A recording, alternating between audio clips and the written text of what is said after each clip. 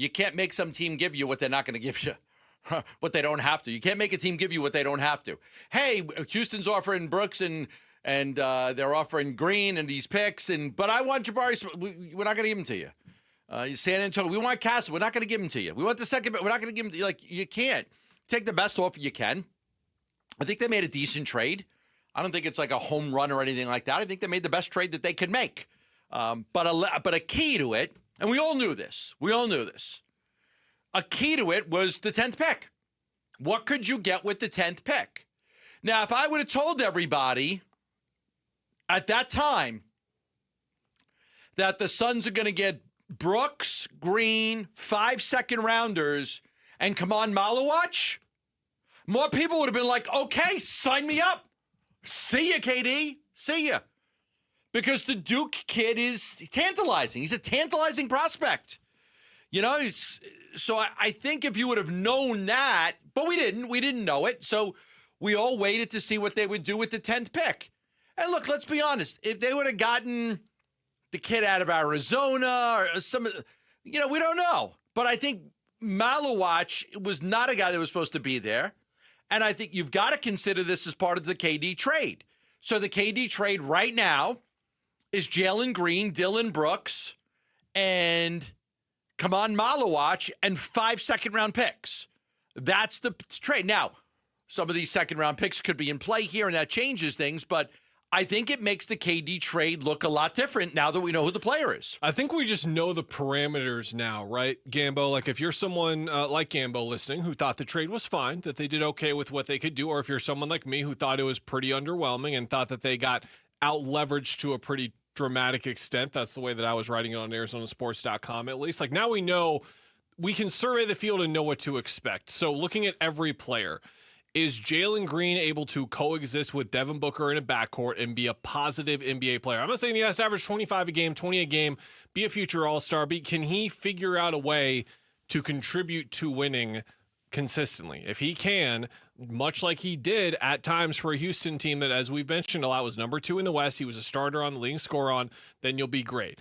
If he's not, are you able to move on from him, or are you stuck with him in his salary? That's like a really big swing factor. Like, Dylan Brooks should be pretty simple. Like, you should be able to move him if you want. A ton of teams love Dylan Brooks, but when he's here, we know what we're going to get. That part's pretty solid. Maluach is the big one here, Gambo, because something we've been talking about is with all of these limited assets, with no one else really with a lot of trade value besides Devin Booker, your only path to getting a potential top 30, top 40 player in the league was going to be with this pick that you got in the Kevin Durant trade, and that is the potential that Maluach has. So how close does he get to that potential? I think the way you and I framed it earlier in the week was money, in my opinion, which is if this guy is a serviceable, good starter, then you did pretty well for yourself here in the trade. But if he's more than that, and he's an all-star, he's an all-NBA guy, or Maluach makes a couple all-defense teams, then you can make a case that you won the trade, and it also goes for the Houston side. Like, okay, how successful is this with Kevin? We thought it was going to be successful here.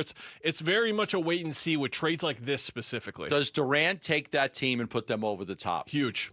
Or do they go out in the first? They go out in the first or second round next year, and don't go very far, and Durant starts to struggle and miss games and doesn't play.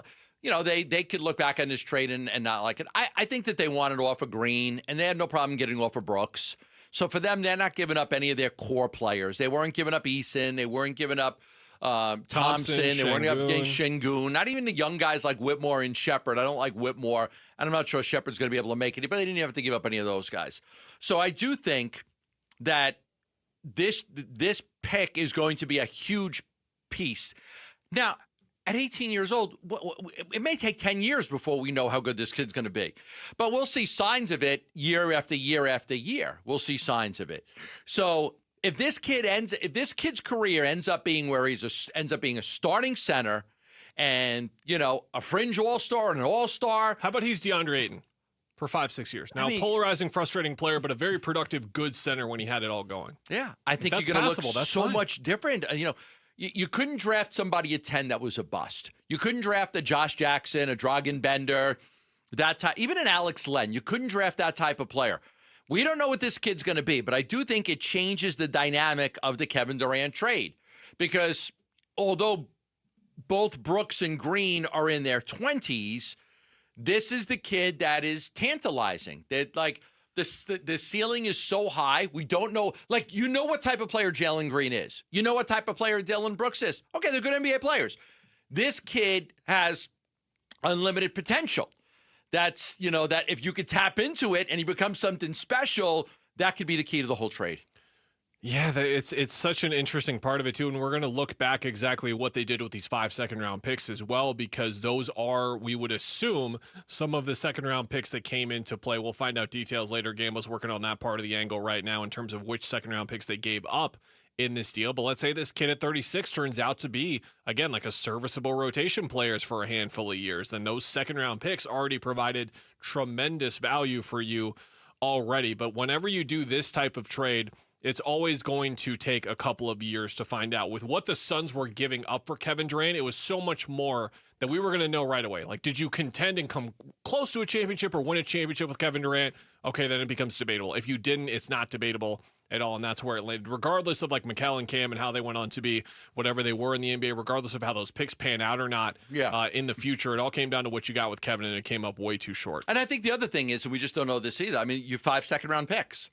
How many of those picks are being used now to move up here to get a player? If they use any of those picks to come up and get a player, then you're going to say, okay, that factors in too. How good is that guy? What do you do with one of the second-round picks is in 2032, 7 years from now.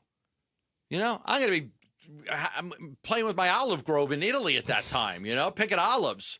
Making olive oil, homemade olive oil, and selling it to the people in the States. I'll have a story on the side about the guys at that range of the draft, I'm sure. Yeah, you'll still be around. 2030. I've been here for 10 years. Why not do another? My olive trees will be growing just fine then. Like we don't know what those picks are going to be. The 30 pick, the 32 pick. We're not sure exactly what picks are in this trade.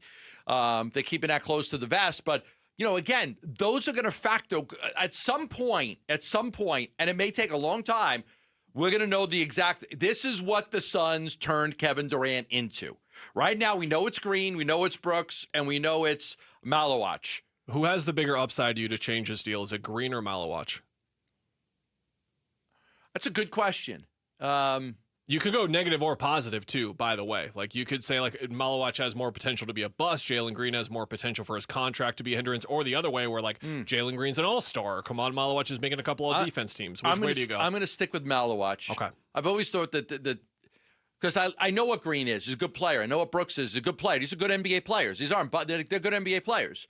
They may not have great contracts. Like Green, I talked to a team the other day. It's like, it's not like I don't like Green. I just don't like his contract. But doesn't mean he's not a good player. It's just contracts are so important now because of the cap, because of the tax, because of the aprons. Contracts matter. Contracts matter more now than they've ever mattered before. So a lot of teams look at a player. I like that player. I don't like his contract. Hey, do you like Bradley Beal's not a bad basketball player. He's got a crappy contract. Would you like 17 points per game and 50-40 shooting? Yes. Right. Not for $53 million, though. Right. No. What if he was making $12 million or $15 million? Every team would want him. Oh, my God. Every team in the league would want Bradley Beal. Even if he was playing 50 games a year, you would still want him. Right. For $12 million? Hey, Bradley Beal he's on a 3-year, $36 million deal. I'll take that. Look at what the Suns just did with Mark Williams. He's hurt all the time, and they're like, right. With the skill set, you need it. Right, exactly. Yeah. So that's what you got to look at. So I think it's going to be a long time before we determine what the KD trade is. To your point, and I agree with that. It's a good one. It also depends on what happens with KD in Houston, not just what the Suns get. Because if KD's able to, take Houston and get them over the hump, then for them it works out. Like, we're worried about from this. The Suns could have never coexisted with Kevin Durant. They couldn't have. But if Kevin Durant is able to go to Houston and take that team and lift them to a level they've never been at, for Houston, it's going to be like, this trade was worth it for us. Thanks for watching Burns and Gambo. Click to see more from the guys and hit the button in the middle to subscribe so you never miss a video from Arizona sports.